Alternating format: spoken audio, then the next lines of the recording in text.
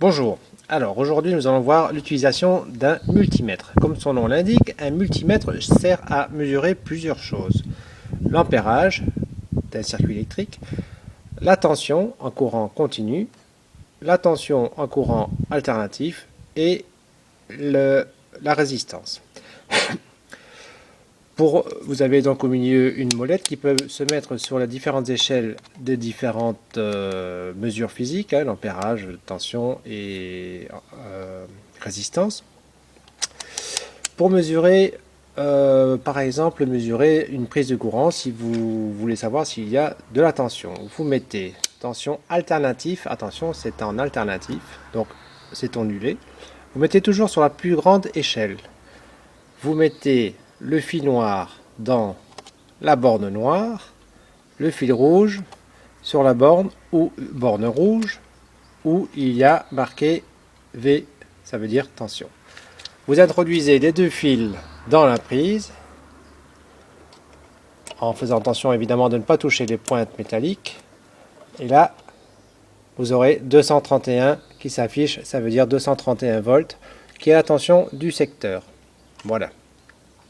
Si vous voulez mesurer une tension en courant continu, vous mettez vos deux fiches, donc vous changez la molette pour le mettre sur le continu et vous les mettez donc en commençant par la grande valeur et vous le mettez aux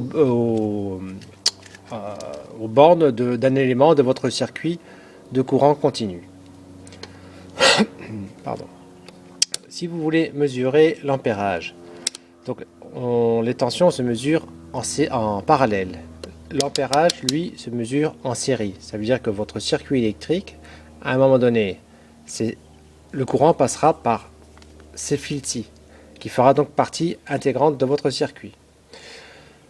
Et vous aurez la valeur de votre ampérage ici. Encore une fois, vous commencez par la plus grande valeur, 200 mA, 20 mA, si jamais c'est illisible, et 2000 microampères. Voilà.